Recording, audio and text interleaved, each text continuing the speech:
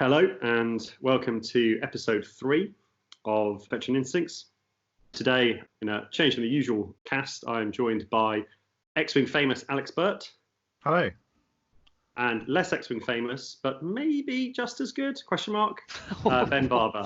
Hello. Ooh, that is rude. I would say that Ben is probably much better at this point. Anyway, I'll allow it. Thank you.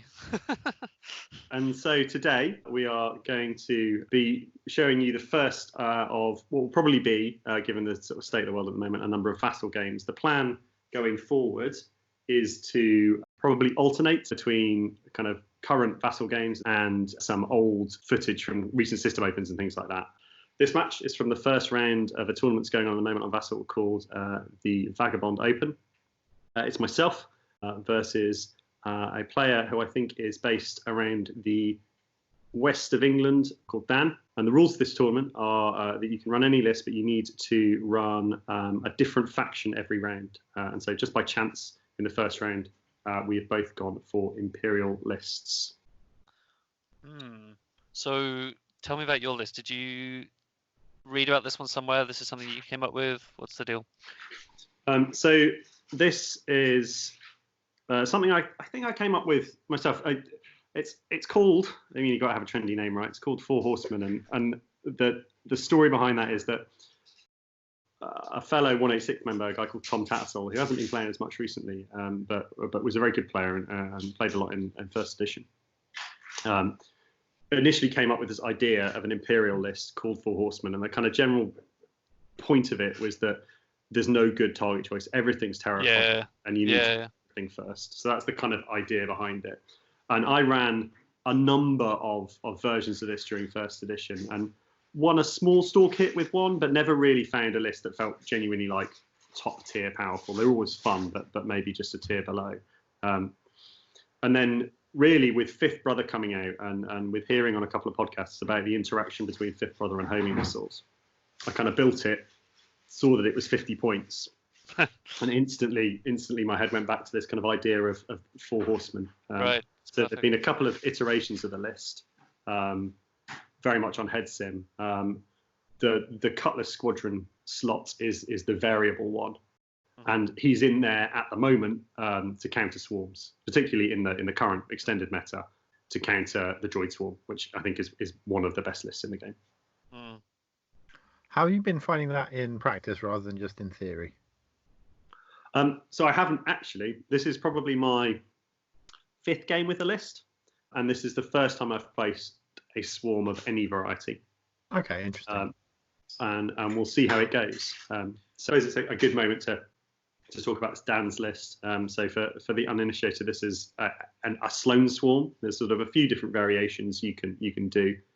First seen around the start of 2nd edition, at which point the TIE Phantoms had a crew slot, and so you'd get this list with Whisper being the Sloane carrier.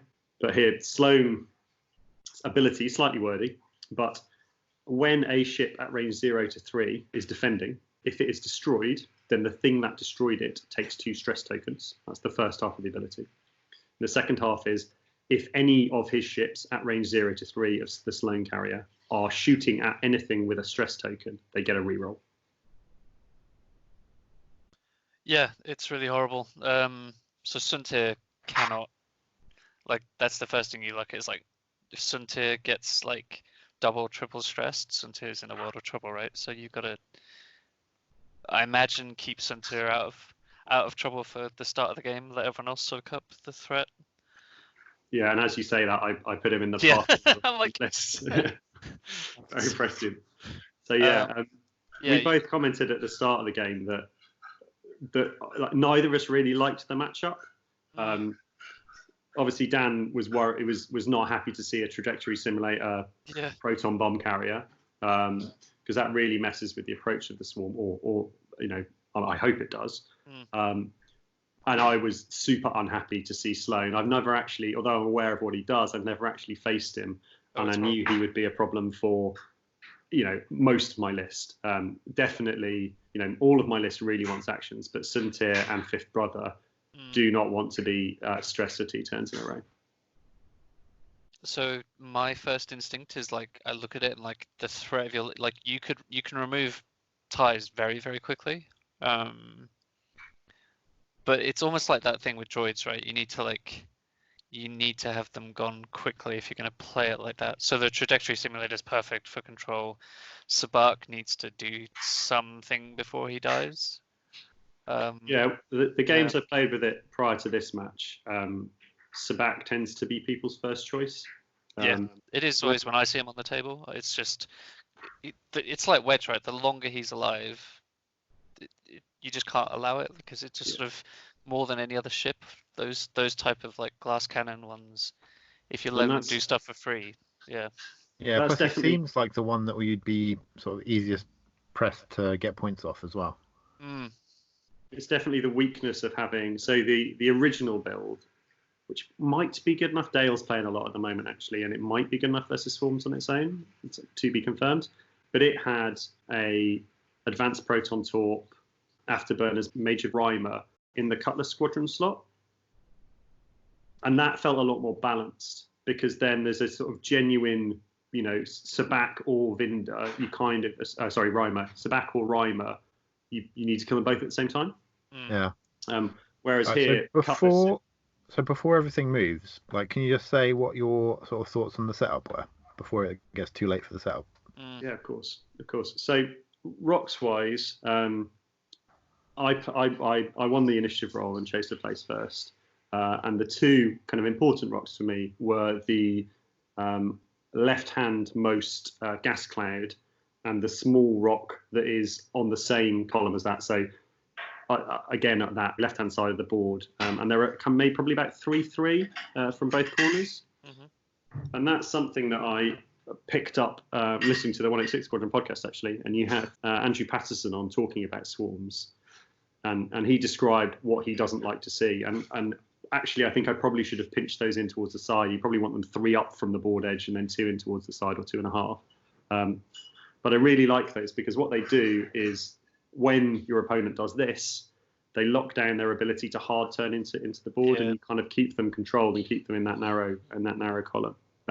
So those were my kind of 2 key rocks. But actually, Dan did quite a nice job of clearing the rest of them out, and we've ended up with bigger corridors to go through the middle of the board than I would have ideally liked. And then from a setup point of view, he obviously set up first and set up in the corner.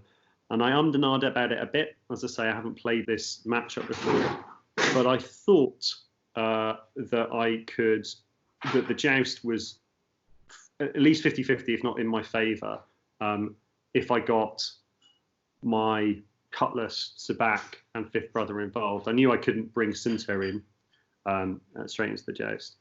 So that's why Fifth Brother and the Cutlass were set up in the same spot. Sabak, with him being that, as you said, more obvious early target, I didn't want him coming straight down the board edge, and I thought by setting him up, and obviously he can react a little bit with his advanced ailerons. I thought by setting him up inboard, coming through this gap between the gas cloud and the rock, he would have more ability to arc dodge and also get involved in the fight. And so that was kind of the idea behind my setup. And then Sunter uses that distraction of all of that going on to get onto the flank. So that was kind of the idea here. I've already made a mistake in that you can see I've bumped Fifth Brother there, and that's just a lack of practice really, and I have not having put it on the board, and obviously with the one straightforward that I did from the Punisher, Fifth Brother who set up alongside was never going to fit behind. I should have set Fifth Brother up at the back board edge so he could turn in behind. I like what Dan's done with his ties. He's just like, if he blitzes at you now, not being afraid of the bombs, just accepting that, like, he's going to get so close. I mean, I don't know how it's going to pan out, right? Because this proton bomb that you're going to hopefully launch next turn, like, it's next to unavoidable. But yeah, looking at this, the joust into proton bombs is always terrifying. You can, if you get that 50-50 range control thing, avoid it. You can get within it, at least with your front line of ships, which is a bit of a disaster for me. So I was umming and ahhing between stopping with my Punisher and doing the one forward, and I didn't. It's that kind of 50-50, right? If I stop and he goes very slowly, then I kind of limited my options next turn, and I'm not close enough to threaten, and I start to lose. But if I go too far forward and he's raced forward like he has, then it sort of becomes more tricky. So I'm looking at this, and there's two problems. The first is I'm worried that if he goes 5 straight forward again, that I'm only going to catch his back line with the proton bomb. He also has the barrel roll as well, which is so the interceptors can boost and get out of it. I think like boost barrel, the ties, certainly the top 2 could. So they don't all get hit for sure. Yeah, and I'm worried looking at this that I only get 1 or 2, and actually, because of the fifth brother bump is really bad for me, because my intention, my ideal engagement is a bomb in the middle of them, the Punisher up close, so it's got that 3 dice gun. Ideally getting a focus, or maybe actually bumping into a couple to reduce the shots coming into it. Either are good. I want fifth brother at the limits of range 3, because with the homing missiles, he's just as lethal at range 3 as he is at range 2, but obviously gets the bonus on defense, and he's more damaging than he is at range 1. So my intention was to one hard him away and then one hard him back in on the following turn. But now with the prospect of those interceptors 5 straight forward and boosting, the nightmare scenario is that the Punisher gets bumped and fifth brother bumps into the back of the Punisher. So that's in my head. So I'm already kind of not loving how this has gone because of that relatively small mistake or relatively easily rectified mistake of setting fifth brother up at the front of the range band rather than at the back. So I'm going through the dials here, and because of all of that, I decide that the fifth brother has to get out of there. Thankfully, that gas cloud's there, so he can use that as cover. But if they do come straight forward, he's not going to be firing at them this turn. And with the Cutlass, I've gone for the 2 straight forward rather than the 1, because I've decided that bumping into, hopefully, if they come straight forward, those first 2 ships and reducing 2 shots is better than having an action. Absolutely. Well, that makes sense, right? He has to go fast to avoid. I think because just a 2 forward on his part, probably. Oh, I'm so bad at judging a vessel, but assuming he has to go fast, right? Yeah. Okay. Well, that answers that. So a 2 forward. If he went slow, he's going to eat a lot of proton bombs. Let's see. The thing that's interesting to me is that, like, yes, Sunta needs to be safe, but like it's one of these things where you're facing his entire list with only like 1, 2, 3 pieces at a time, which can be tricky. Yeah, and you're definitely at that point where if you trade the Punisher for like a good amount of damage spread around, you're in a reasonably good position with the other 3. But if you like lose it for nothing, then you're really behind. And so Dan here decided to turn out away from the bomb, and with these top 2, I'm not thrilled by this. I think this is a good these are good moves, and I've kind of taken account of that with Sabak and kind of done a slightly more non-committal move, and I can at least get some range. But yeah, I'm worried by that. But then actually, as he starts to move the rest of his ships, I kind of get much happier. And he's done a really nice job of not taking this bomb. But already, his Tystorm is starting. It's doing 2 things. It's starting to split up. There's some rocks in the way of at least, or there's that debris, gas cloud in the way of at least some of the ship's maneuvers next turn. Oh wow! Yeah.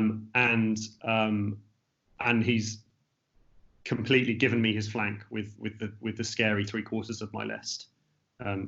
So now, from what looked like I could be punished for a mistake in the open, it now looks like my major job is going to be keeping Suntir safe, whilst my heavy hitters sort of chip away at him from behind. Yeah, that's so the first two I saw, I was like, oh, that's such a good move, right? Because you look at the arcs, he's covering like a lot of the board with those two, but I didn't expect everyone else to turn away as well. And Dan said himself, sort of in the, we have a chat after the game, and he said, oh, he was very, very tempted to just fire straight forward and take the bomb on whoever it hit, and I think he kind of regretted not doing that afterwards. Yeah, like the Punisher not getting shot at all is huge. And it's going to take its own. It's a weird one, right? Generally a bomb you drop that only hits your own ship is not a great bomb. Right. But I absolutely love this bomb. I think it's incredible, and yeah, I could not have dropped it, but I think that would have been an insane gamble. Yeah, well, madness. And you were talking about finding things difficult to judge on Vassal, and so fifth actually now in quite a nice place. And in a moment, I boost him around the corner, thinking that may get him a shot. And man, it's like a base length off. If it's nowhere near. But there we are. He's still not in a bad place. He's got both his force. He's at range 3. Actually, as a tempter in terms of shooting Sabak, he's not in a bad spot. I mean, and then Suntir trying to get into a nice place here. And actually, this I think is a good kind of learning point for maybe for newer players. The temptation with ships that can reposition is to reposition.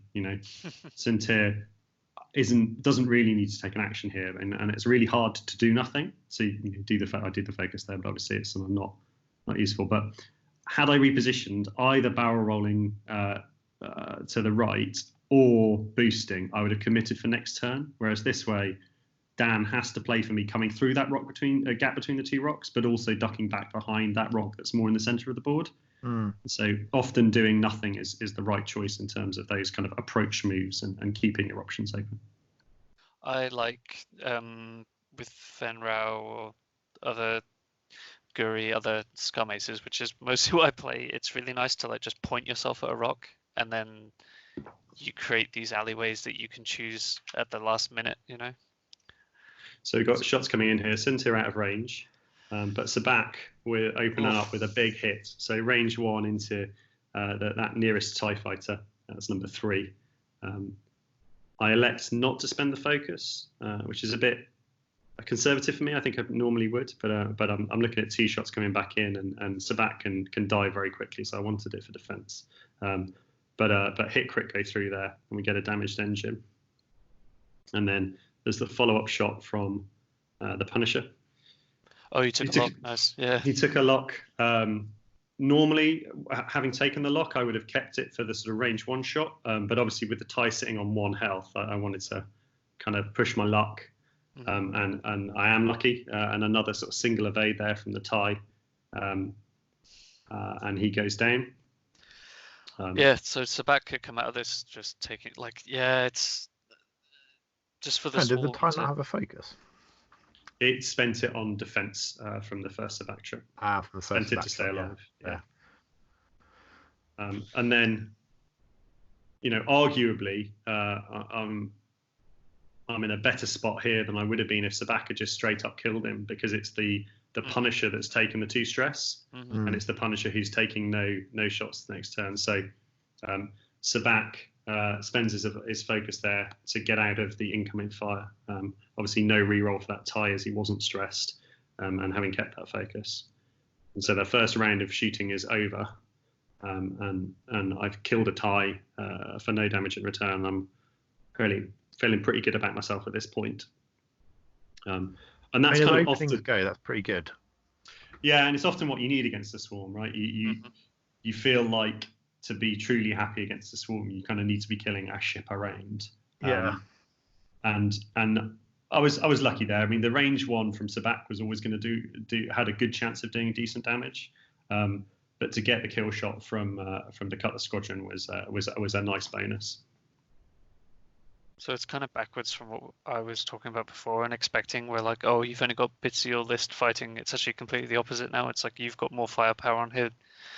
So to come out like that, so that's the difficult thing when you've got bombs coming at you. Like, do you just completely get turned away by them? And I think by doing that, I mean, it's not even just like, oh no, he's not got a couple of shots. Like one of these ties is pointing at the gas. Like his next turn doesn't look good either. Yeah, so we talked about it in the last video, and I think whenever there's a sort of big swing in the game, it's a good idea to sort of take a moment and reassess and kind of look at what your win condition now is. And I did this. I think you do it, as well when something goes well. And I don't think my win condition changes greatly. I haven't scored all that many points. I think the game plan is the same, and for me, that's to get Sabak involved, to keep the Punisher in a position where the bombs are relevant in the game.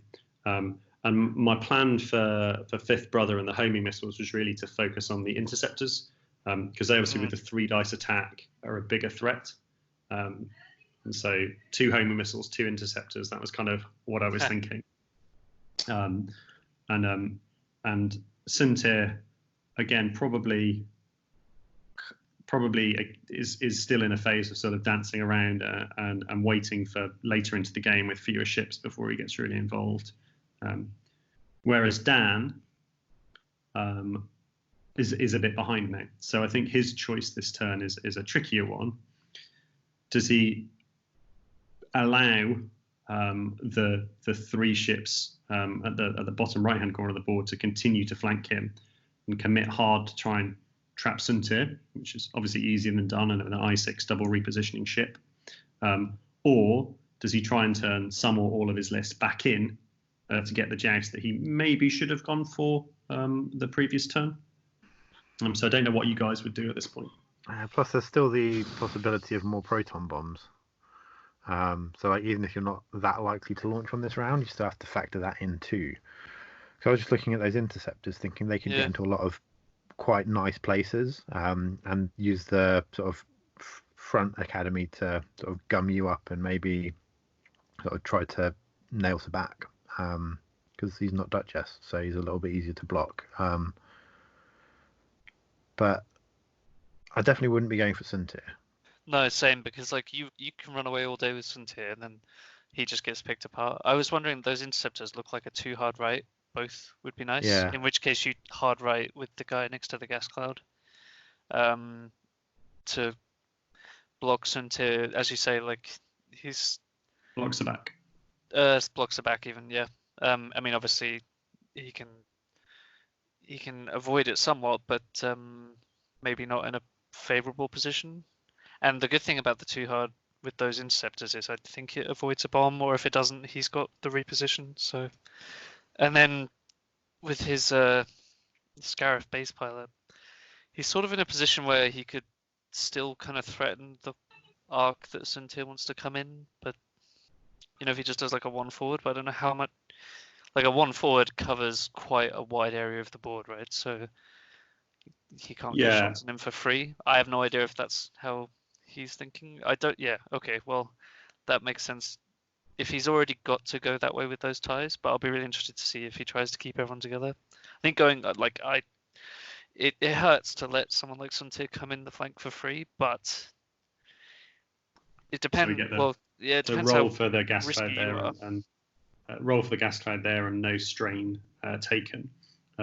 So yeah, I think. What were you thinking with Suntir? Were you thinking, oh, I'm going to be careful, or like you're? So you can see that I've dialed in the 1 hard right. I really like that rock for the kind of extra potential extra evade of the obstruction. So my idea with Suntir, I didn't consider coming in even for a second. No. I think that, as you say, as you very rightly say, the Reaper on its own is enough to scare Suntir out. He doesn't want to be trading shots with a 3 dice Reaper. That only goes badly. Best case scenario, you nick a cheap damage into it. Worst case scenario, Suntir blanks out and dies. But you can see here that Dan's done it exactly as you said. So really nicely predicted. And actually, I think a real nice recovery from Dan here. I didn't drop the bomb here. I didn't believe that. I didn't really believe that he was going to come back in, to be honest. then you'd have obviously been playing him much better than I was at this point. Well, But also with the interceptors, I think there's too much he could do to get out of range of the bomb, and so I decided to save it. I think that's right. I think even I mean, I don't even know if he'd have to reposition, to be honest. So, oh well, I guess that's one thing. He does now get to do this for free, but I don't know that. I actually don't like that barrel roll that much, because if Sabak does bump, Yeah, and I think it's a target choice. So he's taken those top two ties up. They kind of needed to go somewhere, and pressuring Suntir is like as good a job for them as anything. So I think I agree with those. The block position from AP4 here, the tie that's sort of in the center at the bottom of the board, is perfect for Sabak. But I agree with you. My target here would have been Sabak, and I would have left those two interceptors where they were before they barrel rolled. Because I think that's more likely to cover where Sabak would be. My thinking in terms of setting my moves at this point was exactly as I said. I thought there were two possibilities. He may turn back in, although I thought that was less likely, and he may come up for Suntir. So everything else was dialing and moves to kind of chase anything that did turn towards Suntir. I've got a one bank left here coming up from the one bank right here coming out from the Punisher, which is kind of an obvious move. It sort of moves towards whatever he's doing. Sabak's dialed in a one hard right, and that would allow him, if that tie AP4 had gone the other way, to swing in behind with the aileron, or to come down and sort of straighten up to shoot at the interceptors.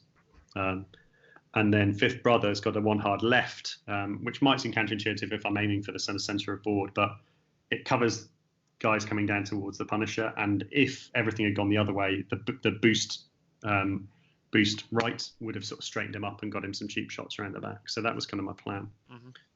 I'm taking some time here to work out what to do with Sabak. Yeah, it's interesting because I'm trying to figure if there's a way you still get the crack shot. You've if you bank or go straight. Yeah. Actually, you can't go straight, right? Because you'll just be turning away. So oh, okay. So I'm going one hard right. Yeah. Oh, you just bump straight. Okay, fine. So you just still get the And exactly as you said. So I wondered whether if I'd aileroned one right, whether the hard would have taken me clear and over and to shoot at AP1 without his focus token.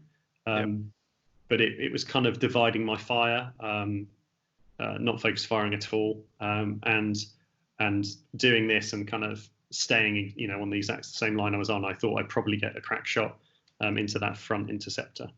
So that was the decision.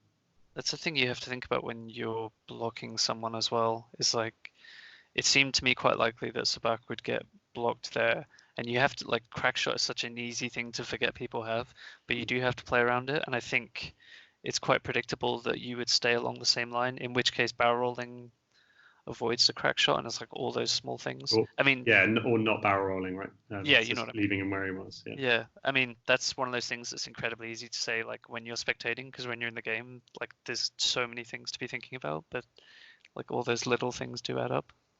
So I was like, oh no, the Sabak crack shot is horrible.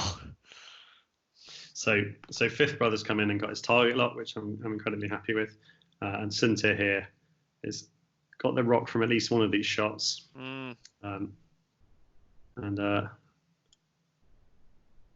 should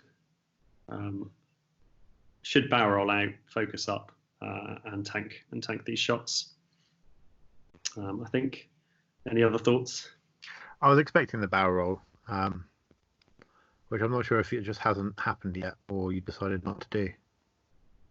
I think I'm still thinking at this point. Okay, that's fair enough. Yeah, because I was sort of looking at Sabak thinking, if you banked right, did the 110 and then barrel roll, does that give you shots on anything over there? But then, like you said, it is splitting your fire and you want to get those interceptors off. And if they do half Sabak or whatever, then that's still it's the same as a academy pilot, isn't it? Yeah, it's not too bad. Unfortunately, I decided to boost in. This is a dumb decision, and really is trying to get in, turn a good leading position into a bad one. You're trying to push it. Yeah, I'm very lucky there to get the bullseye. That was, I'd love to say that was part of my decision making, but it really wasn't. There were methods to my madness. What I was trying to do was get the shot. I thought that running in this direction for next turn is not a horrible place to be, and I'm only taking one shot.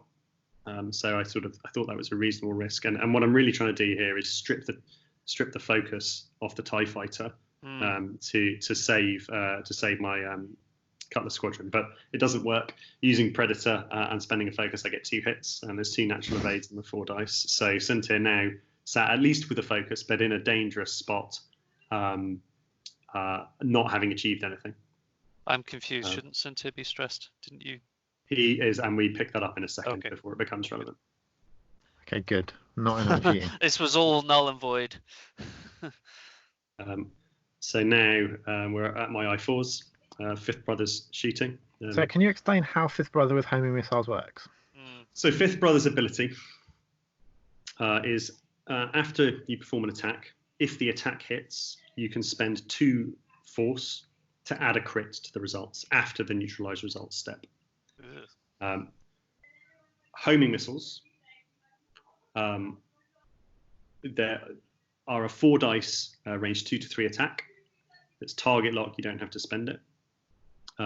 But the opponent can choose to neutralize the attack, so no dice are rolled, and take a hit. And it still counts as hitting, so Fifth Brother. But it still counts as hitting. We'll talk through the dice results. So Dan makes the correct choice here, I think, with the interceptor to allow me to roll it. So I get a double modded 4 dice missile, and spending the target lock to reroll 1, and spending 1 of my force, which I do in a minute. I get 4 hits. And obviously, as it's a missile, he's not going to get the range bonus, so it's going to be 4 hits into his 3 evade dice. So basically, he takes hit crit either way. So, well, he's not guaranteed if you roll it. Yeah. But so if he cancelled the attack, I spend 2 force and he takes hit crit, which obviously on a 3 agility, 3 health ship is a bad time. Or you allow your opponent to take a 4 dice double modded shot against you. That's disgusting. It is really disgusting, and believe me, it works. It's all about the timing of attacks and kind of both cards. But it is for 50 points an incredible ship, and the build has passive sensors, which allows him to threaten higher initiative ships with the same trick. It just so happens in this match that there weren't any higher initiative ships. So Dan, rolling the 3 dice there, gets 2 evades in the focus, spends the focus, and takes 1 hit. And so I think for people facing Fifth Brother that he made the correct choice. If you're a high agility, low health ship, you allow the attack to happen. You don't love that it's happening, but there's a chance that you take less damage. I think the converse is true, that if you're a low agility, high health ship, certainly a ship with shields, you just accept that you're taking 2 damage from that attack and move on and don't worry about it too much. Yeah, but even then, 2 damage against like a B-wing or something is not unfavorable. For free, right? So this is Sabak with the follow-up shot, 4 dice because he's yet to take damage. Rolls 2 hits, which is average for unmodded, and I was pretty happy with that. Into 2 natural evades, but as we previously discussed, I have the crack shot, and personal victory for me. Remember that I have the crack shot. Yeah, so proud. Which I don't normally do. To chip him down, and now he's sitting at 1 health. And the other thing to remember by taking the hit crit is you're making Fifth spend both of his force, which is definitely something to factor in. It's going to be two rounds until he can do it again. Yeah. And here, luckily, I roll 2 hits with my unmodded Cutlass into 1 evade. And my intentional game plan of only ever killing things with Cutlass Squadron Pilot is continuing.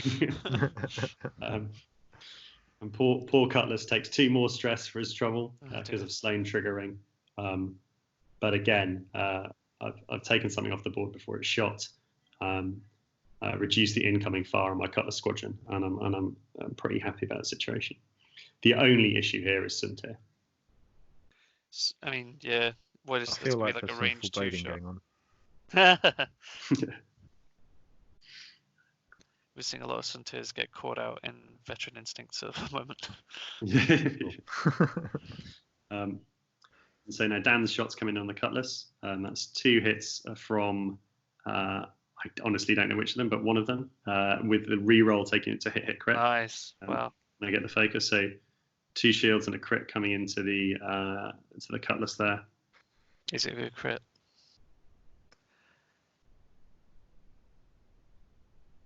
Oof. That's a direct hit. So these guys who are shooting at him doing work. Yeah. And he's down to 4 health with 1. I think that's the interceptor, and I think the range 1 tie is yet to shoot. I mean, you look at the game state now, and I think for him to stay in the game, he needs really good dice, like right now, to not be really behind. I mean, he's behind, but like sort of so far behind, you can't see coming back. And again, hit focus there, but with a reroll, and spends the focus for another 3. It's the power of Sloane is evident. So yeah, huge damage into the Cutlass there. But I'm happy with how things have gone, and I'm really happy that he's stayed alive on 1. Going to absorb at least 1 more shot before he's taken off the board. Potentially in a reasonable place to be launching mines next turn. And I'm crossing my fingers here and hoping that Suntir doesn't take anything that's in range 2 shot, and I haven't done all of this for nothing. Huh. We remember the stress. Yes, I was going to say this must be when you realise, right? Because he's like, wait, I should have a reroll.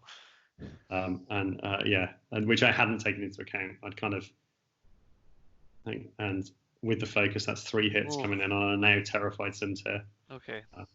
But rolls average and only takes 1, which is scary, but not the total disaster that it could have been.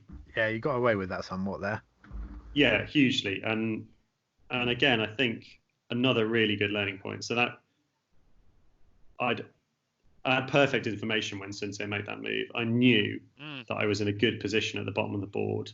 I knew I was with Fifth Brother with the lock and the homing missiles and the crack shot from Sabak. I knew I was highly likely to kill that interceptor before it fired. There was no need whatsoever for Suntir to come in, and it could have put me behind. You know, if Suntir gets 1 shot, then not only am I behind on points, I'm behind, you know, from a game state point of view as well. I'd have left this turn with a 1 health Cutlass and 2 ships left on the board, and so average dice, and probably, you know, if I'm relying on dice, 1 health is about right to take there, but that could so easily have been a dead Suntir, and the chance of me getting any significant benefit from the move was so low. Yeah, and also, where are you planning on putting him next round? That's what I'm looking at. Like, because I like the barrel roll back much better for this round, I think. Yeah. So good question. Over to you, I suppose. What do you do, Suntir here? Well, before we go on, it's just, I think it is really worth noting. Like, we talked at the start of the game. Like, you had a game plan, and somehow it's clear that, like, if you have a game plan and it's a good plan, try and stick to it, because it's like, yes, you've taken damage, and now this turn, like, you're gonna get blocked if you go to our left. If you go to our right, I mean, you're not escaping. I mean, Alex, you'll know better than me. You're more of a Suntir player, but I don't see how you're escaping all the arcs in a useful way. Well, you play for the block, I think, or you turn away to Suntir's left, so our right. Yep. Because otherwise, if you go turn the other way, then there's not that likely to be anything to shoot at meaningfully. Yeah. Otherwise, you go 4 straight. Yeah. I don't love any of those positions really. So I guess going straight, you're probably avoiding the ties at the top left because they just can't turn far enough, right? But the Xuereb base is going to get a delicious shot on you. The tie and Saber at the bottom left is probably dead before it shoots, depending if you've done good moves. Yeah, man, I'm very interested to see what you do here. Yeah, so I'm kicking myself at this point that I've given myself this problem, and I am terrified from a Suntier point of view. I quite like the seismic charge and then the disengage from Suntier, actually. That could work quite well. So in my head, I don't like... I'm planning on the seismic, as you say. Everything looks like it's going to be in that area of the board. Slightly worried about how I don't hit Sabak with it. That's my only thought. But it's good from everybody else's point of view. At what point does Sabak turn off? When it's taken 2 damage. 2 damage, okay. 2 cards, so it's not. So a direct hit in 2nd edition will turn it off. So I'm terrified with Suntier. I don't like the 2 hard left away from the Incumbent ship, so to Suntier's left, because it's blockable by the Reaper because of his ailerons, and then he can go straight. And even if it's not blocked, I could potentially am sat at range 2 in 3 arcs of those top 2 TIE fighters and the Reaper all shooting at me. So that is not an option in my mind. I'm thinking at this point long and hard about the 2 hard right in towards everything. Yeah, because they'll be past and you. Really hope, and the risk, and gambling on the fact that he's going to 2 hard those top 2 TIE fighters, leave them where they are, take a focus for the mods, and then go for that block or fly the Reaper into that position, and I'm kind of going to duck through. And so it feels super risky, that move, but I'm considering it long and hard, and I'm probably considering it a little bit because it feels quite thematic as well, like I'm ducking between fighters and I'm Suntier fell. I think you can't seismic here, right? Because you'll just kill your own Cutlass for nothing. This is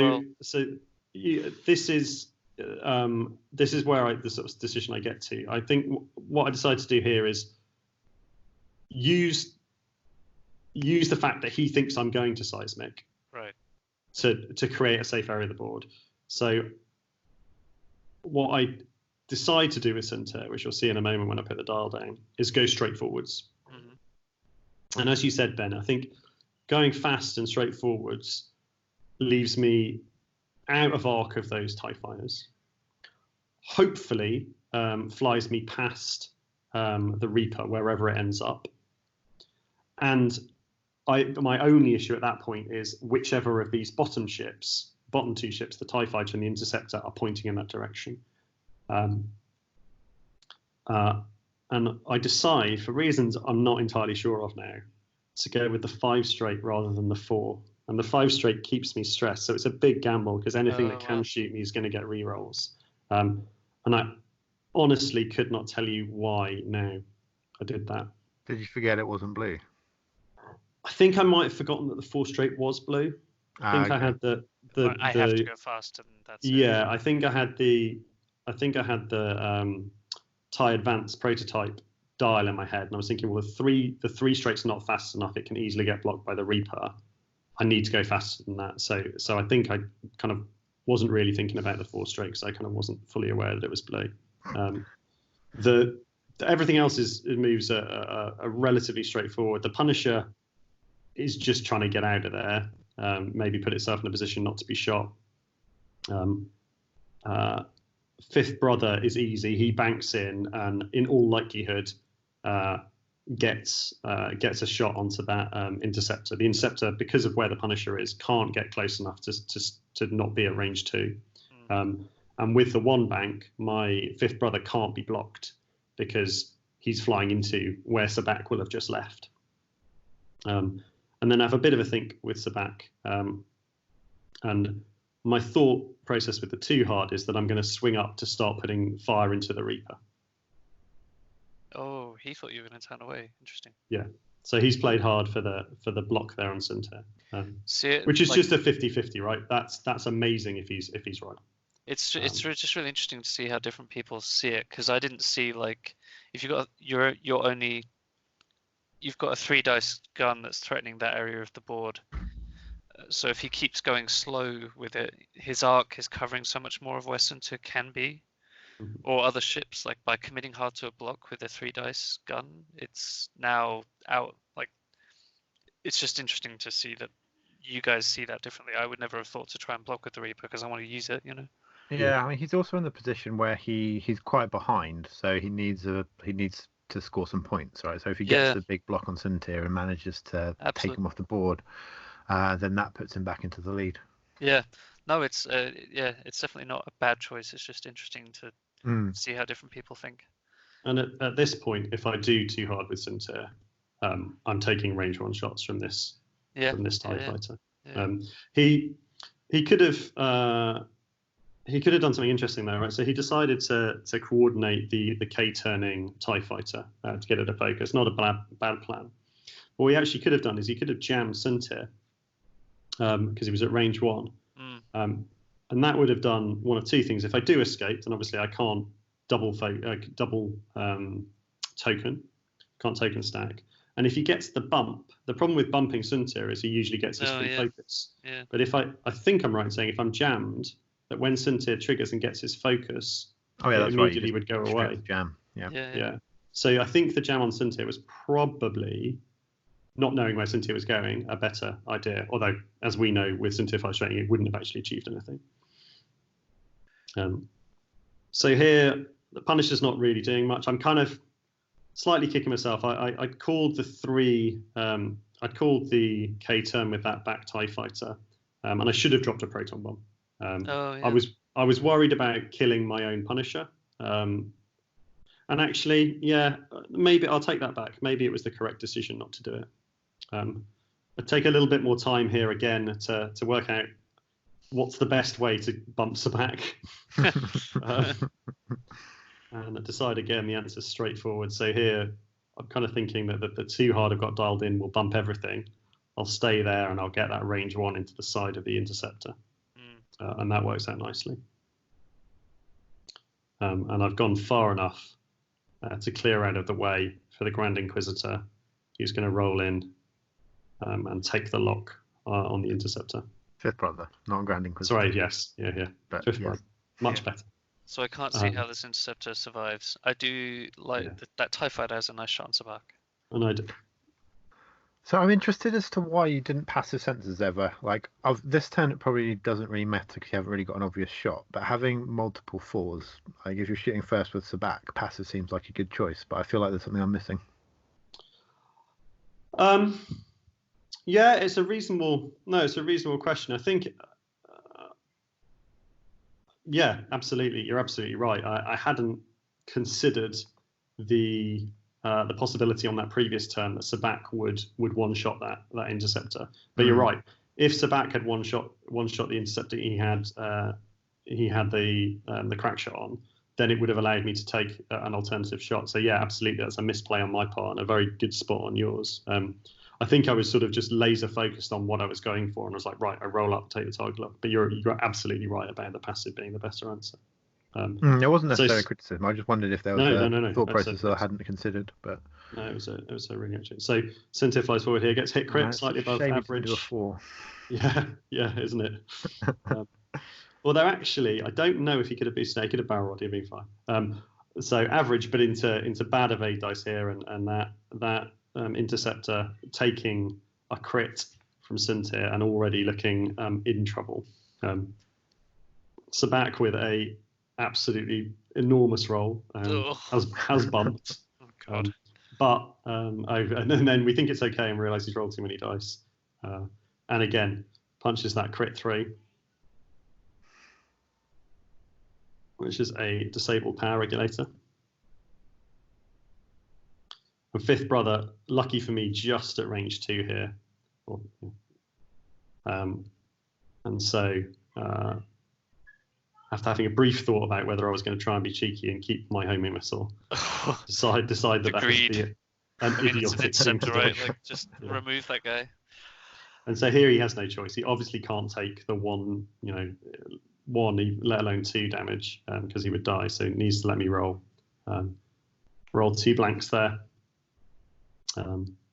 Reroll with a target lock. I think math says I should reroll the focus, and I don't. But spend a force to get hit crit, and he needs naturals to survive. And super does not get them, or he needed all paint to survive. So tried really hard for the first two with 2 of 8, only taking 1 crit and then gave up. Oh, so it's such a heartbreaking thing as well when you like the first couple of rolls give you hope and then the last. Okay, I'll get through it. Yeah. And I was quite happy. The 4 straight would have been the better move to get some tokens for Suntir, but I was quite happy with where Suntir ended up. In that, it was likely that interceptor died before it shot. And the thing that makes it likely is Fifth Brother. The thing that makes it likely is the fact that he has to accept a 4-dice double-modded shot. I mean, he's also getting shot by 3/4 of your list, so just generally as. I mean, and here, I don't know about you guys, but I'm shooting Sabak here, so Suntir doesn't worry about the. Ooh, interesting. Really? I'd probably go. I'd super shoot Suntir. Oh, all 3 different. I love it. Yeah, that's nice. So it's I can see. Gun, you've taken 1 damage. Meh. I can see value in all of them. So I'm looking at it thinking I'm behind Suntir. I'd need the God shot. Suntir, I get a reroll versus Suntir because he's stressed. I get 2 dice into unmodded Suntir. If I kill him here, I'm still in the game. That's my thought process. Okay. Unlike Sabak as well, it's 3 dice into 2 agility, do some damage, get half points. I actually take it all back though, because Alex's shout is the best, because then you don't get bombed next turn. Well, is it? That's basically what I was thinking. It's you kill a ship and you don't get bombed next turn, because next turn, how do you avoid that bomb? You don't, but it's one crit on a TIE fighter. Yeah, and you have 3 TIE fighters left. Yeah, true. So my thought process was it's 1 hit on a TIE fighter. It's a bomb that if I'm going to drop, I'm going to have to be very careful about where I'm putting the rest of my list to avoid bombing myself. And for me, that Cutlass can die at any moment. I can kill him at any point later on in the game. Am I ever going to get the range 1 shot against unmodded Sabak again? Am I ever going to get a range 2 shot with a reroll into a tokenless Suntir again? It's got to be Suntir, really, I think. All things considered, with the way that the game is, he needs to get something big off the board, even if it is unlikely, because otherwise, well, I mean, I'm saying that he might have the most glorious of all comebacks in a minute. I would like to go back to what I was saying earlier. It's just if you look where the Scarab base pilot is, yes, if you block somebody in that situation, but it's one of those you make those plays if this works, this will be amazing, and if it doesn't, I'm out of the game, and you're now out of the game. Whereas I think even if you didn't have a shot on Suntir, you have a shot on Fifth Brother. So it's kind of just, if you're not able to react, if you are moving first, I do think you have to keep more options open. Yeah, I don't know. I haven't played a Sloane Swarm, but generally with when I've played Swarms, it's always been that keep the arcs wide for as long as possible. Yeah. But then when you corner something, you've got to kind of go all in on someone to just kind of get them off the board and then sort of rinse repeat. I guess maybe that's what he was going for there. I think it's important to reiterate at this point from people watching the stream, we're being a little bit critical of Dan there, and I think in the cold light of day with nothing on the line, absolutely, probably valid criticism, or definitely that there were other choices he may have made. We're not, a lot of the time we're not saying that what he's done is absolutely the wrong choice. He shot the Cutlass there. Alex, that was Alex's initial thought, and he's killed it, and it's off the board, and he's scored himself 25 more points. So don't take we're not saying Dan's a bad player. He is not. This was a hard game, and you will see continues to be a hard game. But just for viewers, we're trying to kind of say, if we were playing the perfect game of X-Wing, what would it look like? So rather than being critical of a single player, we're going through and be like, if you were able to make the calculated decision completely calmly every time, what should that look like? And even then, that will be an opinion, and there will be other, possibly equally valid opinions. Oh yeah, sure.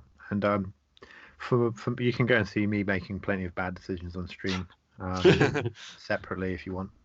Well, we already seen Paul make the Suntir one, which he has somehow gotten away with. So yeah, man. So it looks like I might be out of the woods with Suntir. So the way that there's a few different ways. So Vassal is really good. You should definitely try it if you haven't.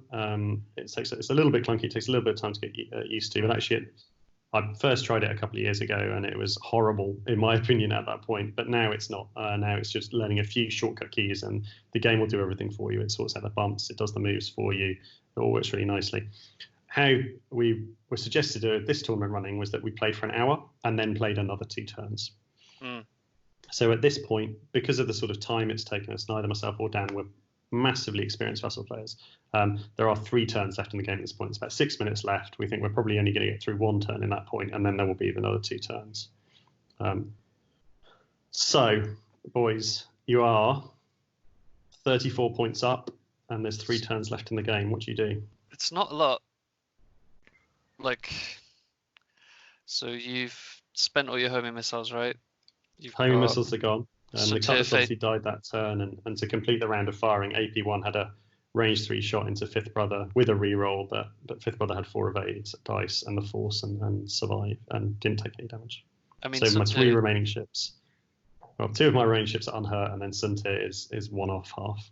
Suntir can just run away, it's fine. The ties can't turn fast enough. There'll be 1 tie that can turn in at the bottom and chase him. But as you've done, you just too hard round the rock, and they're not fast enough to chase you around it. So you just hold on to those points unless some really good opportunity pops up. Sabak, I feel like Sabak's the one under the most threat, just because he'll go down easier than either. So what have you done with him? 3 bank. Oh, you're just okay. So everyone's running around that rock. Fair. Because it's the same for all of them, right? He can't chase you. And so the decision I make is that, as you say, I think I can turn faster and harder around that rock than he can. Yeah. And once I've made that decision with Suntir and Sabak, it doesn't really make much sense to me to do anything different with the Inquisitor. Right. Yeah. Because what I don't want is to give Dan the opportunity to win the game, right? So I don't want 2 of my ships flying off out of the fight to stay safe. Yeah. And then Fifth Brother taking multiple rounds of multiple shots and just relying on his evade dice. That feels like a bad plan. From Fifth Brother's point of view, there's 2 ways out. I can go straight, or I can hard turn right. But I'm worried if I hard turn right about getting blocked by that front, that middle TIE fighter, that AP1, coming around the corner.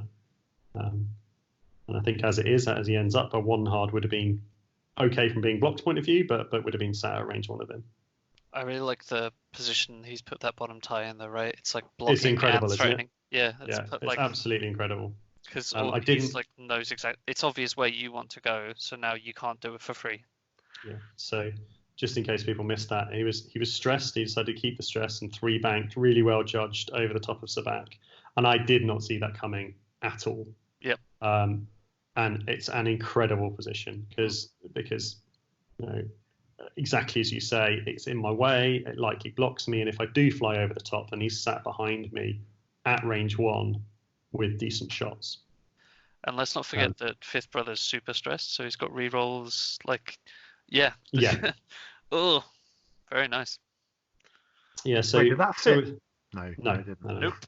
Oh, Fifth Brother. So with Fifth there, so obviously I had the option there of moving Fifth. Fifth or Sabak first. Mm-hmm. I knew Fifth Brother was bumping into that. If everything else clears out, I knew Fifth Brother was bumping. I think he probably would have bumped Suntir and it would have been okay, but my worry was that he would bump into the back of AP4, which would have left me in the same position, taking 2 incoming shots, but it would have removed my shot. So by moving him first, by intentionally bumping into the back of Sabak, I at least get a shot out of him. It's a shot that I don't want to spend defensive mods on, but it's a shot, and I might do some damage. Sabak here, 1 straights with the Olorons to kind of stay where he is, and then 3 banks. And Sabak doesn't love where he is either. That's definitely, that's definitely the best. Probably just the best move we've seen of the game. Just like that one. It was. Yeah. And suddenly you're like, oh my god, I could get halved on 2 of my ships in this situation. And so Sabak rolls out there so that he's not sat at range 1 of that TIE fighter. It leaves him at range 3 of AP1 with no token. But Fifth Brother's stressed here, and I think that rather than divide fire, what Dan is probably going to do is to focus those two TIE fighters on Fifth Brother. So I felt like the barrel roll was relatively safe. And Suntir has no choice but to take a token and boost as far away as he can, get out of AP, one Zark, and I think just sneak into range 2 of AP4 there. But by taking the stress to give him the reroll. And all of a sudden, Dan, from what we were talking about, criticising him, saying he was in a horrible position, now has 3 shots to my 1 and has really sorted himself out. So, Yeah, that was like very well pulled back. So if he gets some meaningful damage out this round, then it's very much a game again. Very exciting. I think, it's interesting. Like, I was agreeing with you when you were saying it. I was like, okay, it's not what I would have thought to do, where you're like, I'm going to run away with all my ships. Because it's cost you now, but it's hard to predict that, right? It's just interesting that, like, again, just talking about how people see the game differently, and you're like, at this point, knowing what AP4 was up to, the sloop with Sabak is better, right? It gives him a range 1 shot into the side of AP4. It lets me shoot myself out of trouble.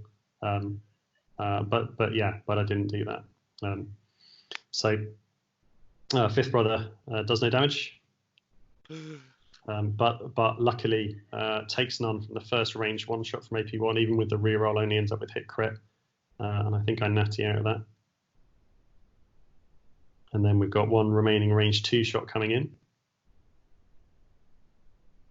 And at this point, I'm kind of expecting Fifth Brother to be okay. 2 hits there. Oh, to 1 evade, and I take a shield. It could be worse. It could be worse. It's like it's not half points, and this next shot is the one that I'm really worried about, which is and with a reroll, I'm super happy to see that just the hit crit.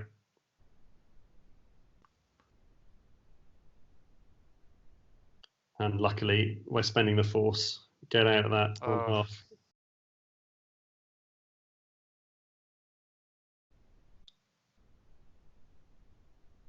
Two hits onto Suntir.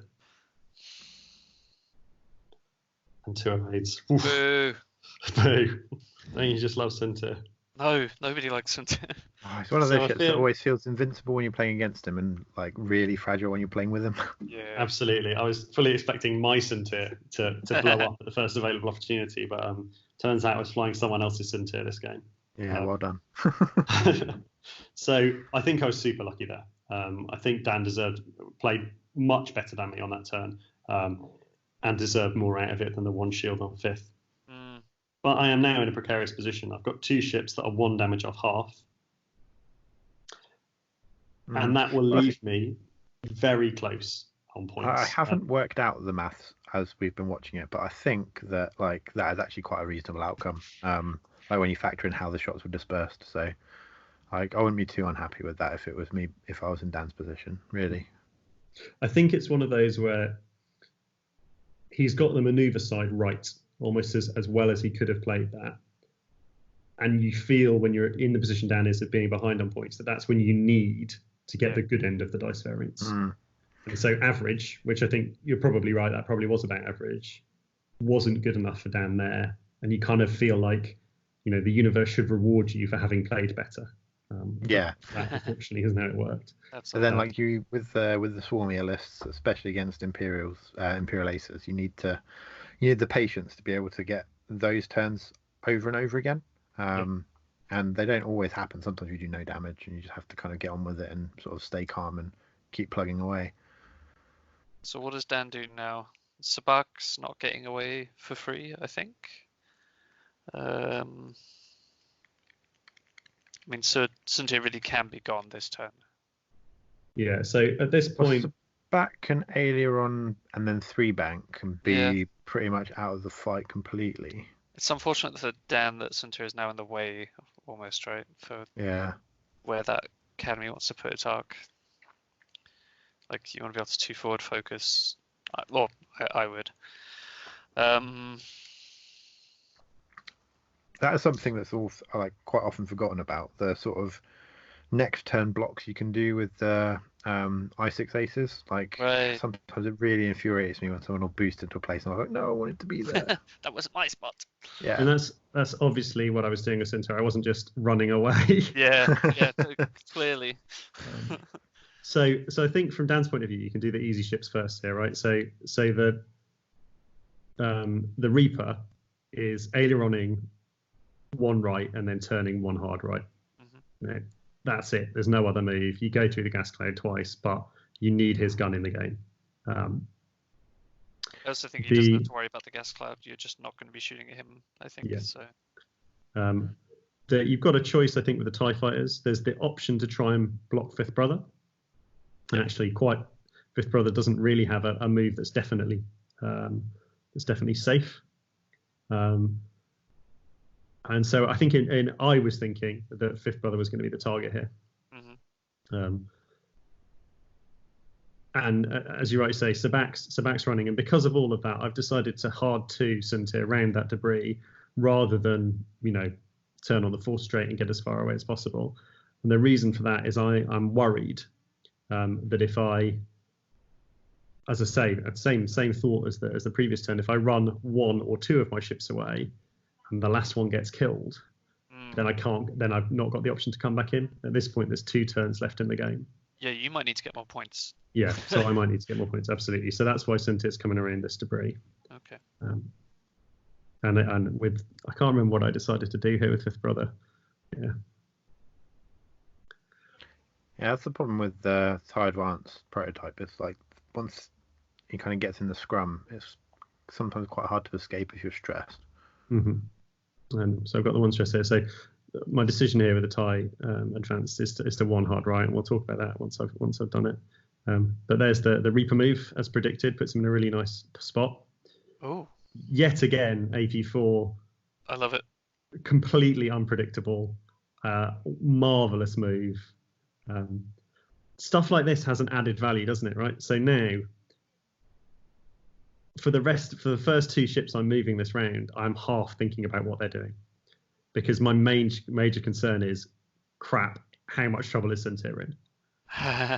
and so it's that kind of unseen benefit where I'm not really thinking about what Sabac's up to. I'm not really thinking about what Fifth Brother's up to. I want to move Centaur and worked out exactly how much trouble he is in, and can I get out of it?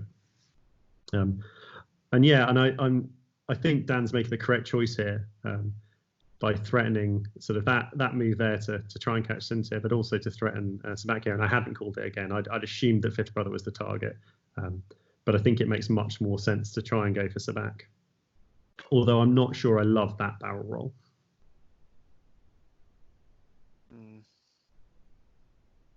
And then the final TIE fighter coming in. And so the reason I'd gone for the one hard here is I thought that the bottom TIE fighter, I think it's AP1, couldn't block me, had to move beyond me, which meant that if I was getting blocked, I was getting blocked by the TIE I've just bumped, at which point there's only one ship left to shoot me, and that's the Reaper. I know that's not going to be modded because it's going through the gas cloud. And so I'm going to be at range 2. I've got both force, and I'm not going to be stressed anymore because I've cleared it. So that felt like the safest place he could be. And Sabac was just running, just getting as far away as possible. So I don't hate the position of either. I think Fifth's in about as good a position as he could be, only taking that one shot. Sabac is fine and not as taking at this point one range 3 shot through a gas cloud. I have a little think about here about whether the barrel roll back will get AP4 in arc, and can I save Centaur by blowing AP4 up before he shoots? But I don't think it fits. I think Centaur blocks that. And then Centaur does the 2 hard, which I now wish so hard wasn't on the dial.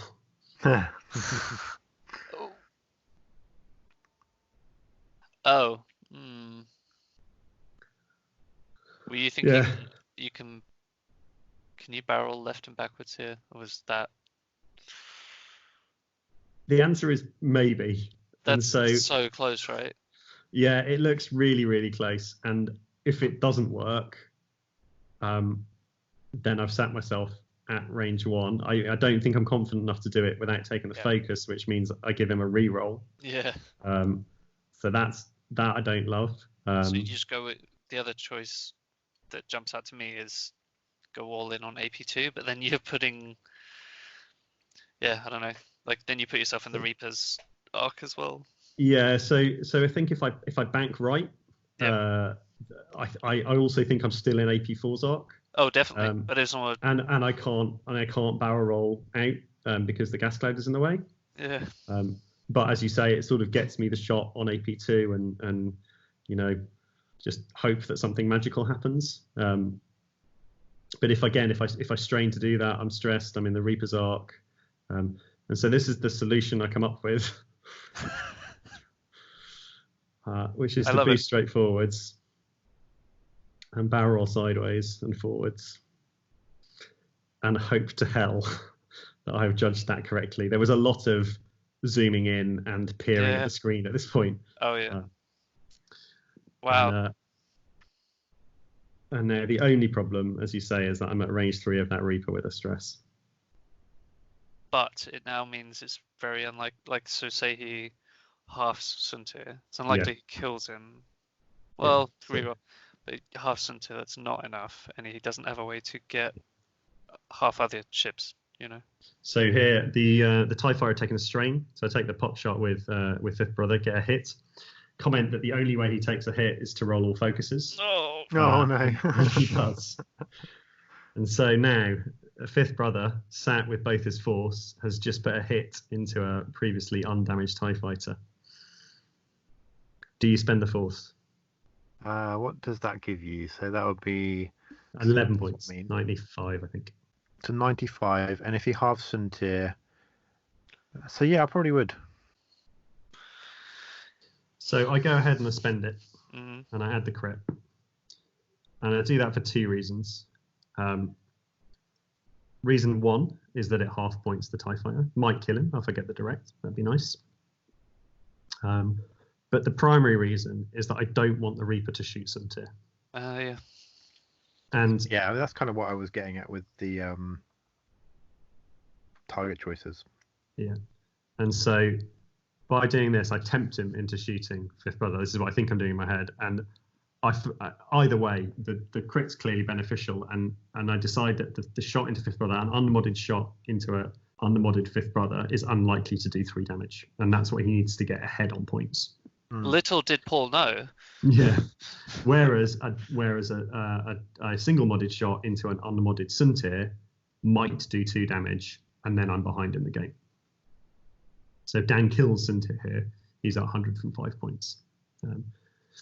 Luckily, the barrel did get me out of that arc. And so Dan's going through that decision tree here, taking the range 3 obstructed shot from AP2. Gets 2 hits.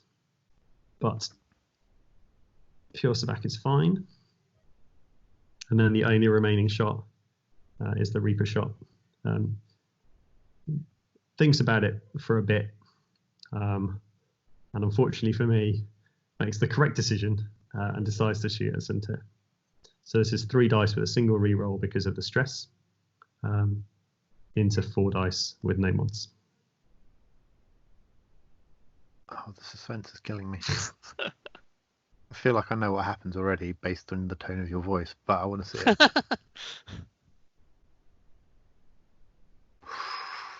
Give me that reroll. Oh. Exhalation for me. I feel like I know what's coming though. Time. Oh. And then the God roll from Suntir. Disgusting. And at this point, I'm feeling incredibly lucky to have not at least taken half on Suntir over those last 2 turns. And to get away with that without even being halved is huge. And so now we've got 1 turn left in the game. And he needs to score 46 points and lose none. He needs to score 46. And so his options for doing that, and we talk through it at this point, we check points. His options for scoring those points are either he needs to kill one of my ships, and Sabak is not good enough. Sabak would draw him level, so he either needs to kill Fifth Brother or Suntir fell. Half 2 ships or kill 1. for one of either Sintifel or Fifth Brother. And but I'm feeling relatively happy because his TIE fighters at least are not in a great position to do that. Yeah, so he's done 2 amazing moves with AP4, but it's sort of finally catching up with him, right? Like, well, not catching up with him. There was nothing done wrong, but it's now like I can't see that much that the AP4 can do from. Yeah, so AP4 we kind of glossed over it, but the crit he took from Fifth Brother was a panicked, so he's now sat there with 3 stress. Yeah. So whatever he does, he's not getting mods next turn. So yeah, I think he just picks either Sabak or Suntir. Yeah. And threatens them. I mean, you can just all that talk of like he needs to kill this and do this. You should be able to kill that TIE fighter as well. Yeah. Is that even worth? That means that even if he does those things, you're still ahead, right? So the TIE fighter would put me on 106 points, and depending on what it was he killed or halved. Yeah. Yeah, I think that would take into needing to kill Suntir and half something. Yeah. So I'm looking at this and thinking, well, let's just get everything safe. AP4 I feel needs to turn towards Suntir. Yes. And the reason for that is because the other 2 can't threaten Fifth Brother or Suntir. You know, the best he can do with AP2 is K-turn, and then he's looking at a long range shot into either, possibly through the cloud, with no mods. And so you feel like AP2 and AP1 have to be the ones to go and threaten Sabak, which means if you're going to get those other points, that the Reaper and AP4 have to do some damage to either Fifth Brother or Suntir. So that gives me a little bit of sort of freedom. The Reaper, I'm expecting the hard turn here. It's red, but I think it swings the arc around to where my 2 sort of more AC ships, Suntir and Fifth, are going to want to be. Is the Reaper not stressed? Yeah. It is stressed. Apologies. Yeah, so I was seeing that as a strain. But yeah, so the 1 bank, and so the right hand side of the board feels safe. That feels like it's where Fifth and Suntir want to be. Mm-hmm. So how do you get Fifth over there? So I think the 2 hard gets around that rock, and the 2 hard right boost will leave you, I think, at most, because I don't think AP4 is 2 hard fit. So I think at most you're taking shots there from AP4 if he 2 hards and AP2 if he's K-turned, but neither of them will have mods. You can either boost out for range if you need to, or you can take the evade, and I think at that point you're unlikely to take 3 damage, maybe take 1.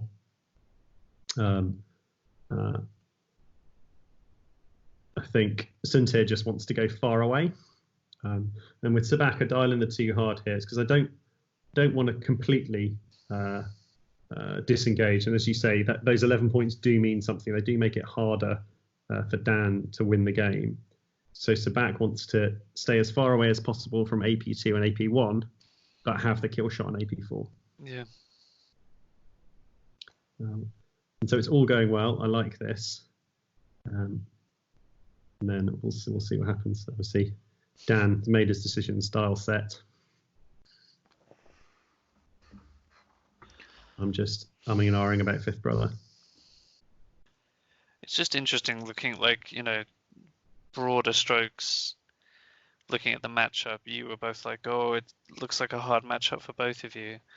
My first instinct was it looked like a much harder game for him.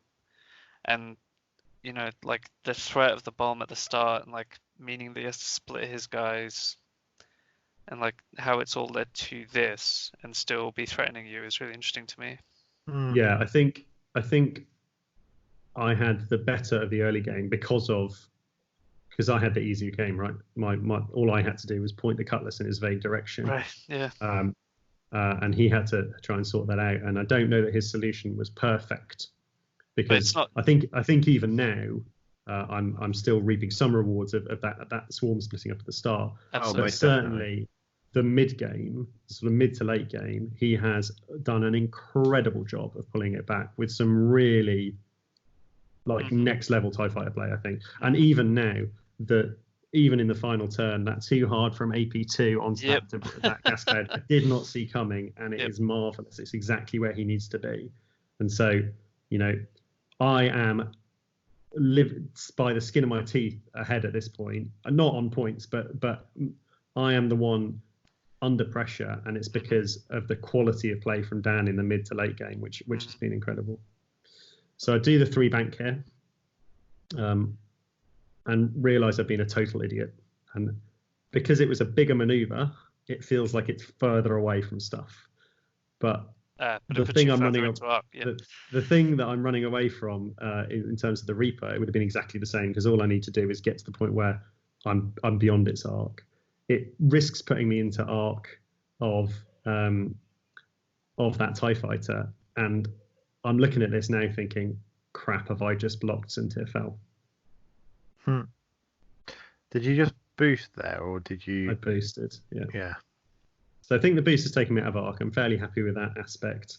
Had I two-harded, I still would have been out of arc. I'd have been in exactly the same place in terms of how far to the right of the board I am.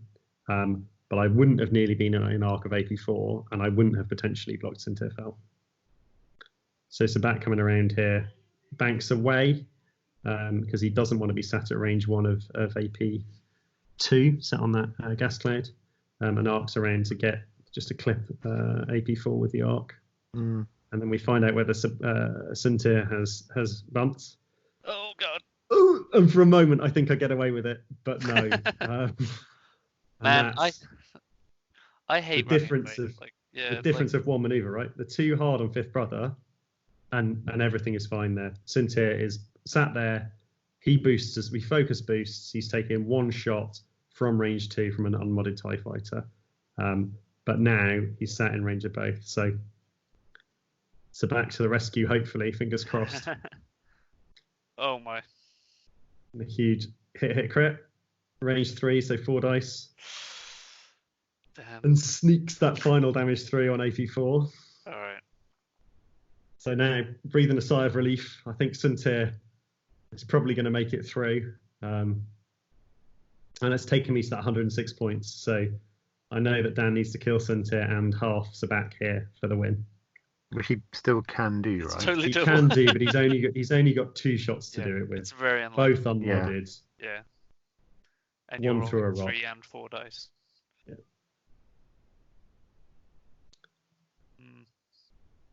So I'm feeling pretty happy about myself at this point. I think, that was closer than it could have been, but it's all okay. He's played a remarkably good mid game. Incredible! Like the amount of opportunities he's given himself to win the game again, whilst you're sort of like umming and ahhing about sort of securing your lead, has been really good. And so, only option for the Reaper here is range 2 through the rock. Yeah, and I think it's been a really good example. So we'll just talk through this. It's 2 hits. Oh my God. Oh gosh. This is the sound of Paul's computer flying out the window. Oh, no. And I think that's deserved over the last 3 turns. But I did not want it to happen. And so now we've got a range 2 unmodded shot that has to do 2 damage to Sabak. Double crit out of hand. We've worked out the points at this point, and just confirmed that I'm a point ahead. Oh my God. And I do, to be fair to me, I do very gentlemanly remind Dan about this shot.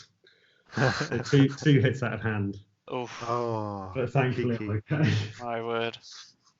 And I really thought I might take it there. But yeah, back to what you were saying. So I sneaked the win there by a single point in a super fun game. And back to what Alex was saying, I think if I was Dan, or I think a lot of players, if they were Dan, at the point where that second interceptor dies, I think that's game over. Especially only killing the Cutlass in return.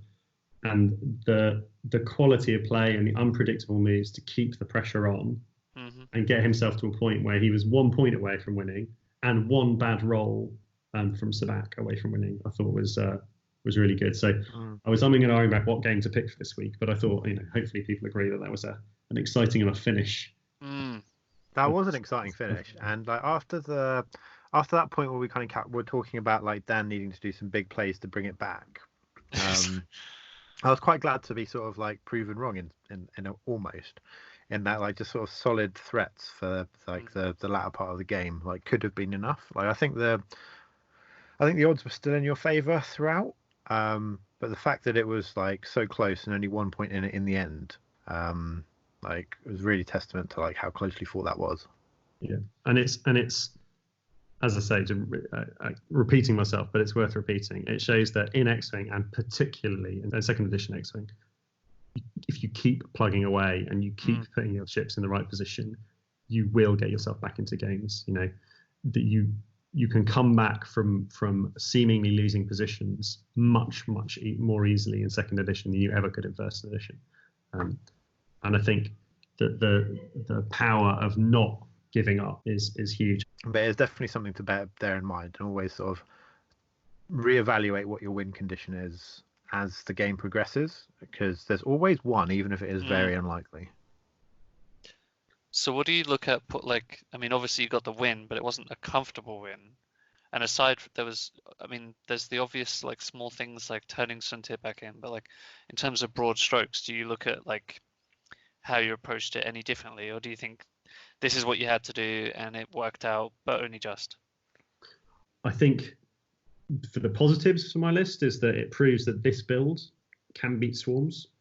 And I imagine it can beat droid swarms in a similar way. But I think the key in terms of what do I do better, how do I make it more than a single point win, it does come down to that Suntir move, is to be careful. There will be games where Suntir has a huge role to play. But the swarm matchup, at least in the early to mid game, is not one of them. I think Suntir's job most of the time in that matchup is to stay safe. Yeah. And to go back to what we said originally, what was the benefit going to be? Yeah. What was likely to happen? And what was likely to happen was at absolute most, I would make a TIE fighter spend a focus, a TIE fighter that I was not going to shoot again. So that single move was the reason that I only just won that game, given how well the opening had gone. And so that's a massive take home for me, is I need to assess better what Suntir's role is in any given match and then stick to the plan, as you said, Ben. So for Dan, what do we think that Dan could have done differently to improve his chances? Yeah, so I think it's a trick. I think he maybe got too aggressive in the first turn and then panicked at the proton bomb. So like the ideal position really is where he is able to get a good bunch of meaningful shots whilst not having everything eat the proton bomb, which is obviously easier said than done. So if he'd gone slower, then that would have given you another turn to sort of umming and ahhing about whether or not you launch the bomb or wait. You're right. A slower move would have given me a more difficult decision about whether I launched the bomb, and would have given him more options for spacing stuff out. And I think, although with a swarm you want to be moving everything at the same speed generally, I think maybe there was a possibility to stagger things so that, and accept that some of my list is going to take the bomb. But you know what? If it's 2 TIE fighters, I can live with that. Yeah, definitely. And Dan said that himself. Dan's assessment afterwards was that having 5 straighted forward, even if that wasn't the ideal opening move, he should have then committed, taken his lumps and gone and killed some stuff in return. And that the sort of hard disengage from the bomb didn't really end up working. I think the other thing for me, and this is really hard to do the first time you've seen a list, and it's the target priority choice. And I think it's Sabak. And had he gone for him first, it might have been different. Because with Sabak never taking fire in that game, I think he only ever took the shots at the start, the one shot at the start and the one shot at the end of the game. And rolling round being the 4 to 5 ice gun, you saw that even without modifications, he was tearing things apart. Cool. Okay. Well, I think we'll end it there. Thanks, guys, for coming on. As again, some real good quality commentary. I really appreciate it. And Lloyd, I know Lloyd will as well. He wasn't able to make it for this week. Huge thanks to Dan for the game. It was an amazing game, and also for agreeing to us recording it and putting it out. And join us again hopefully next Tuesday for episode 4. Thanks everyone. Bye.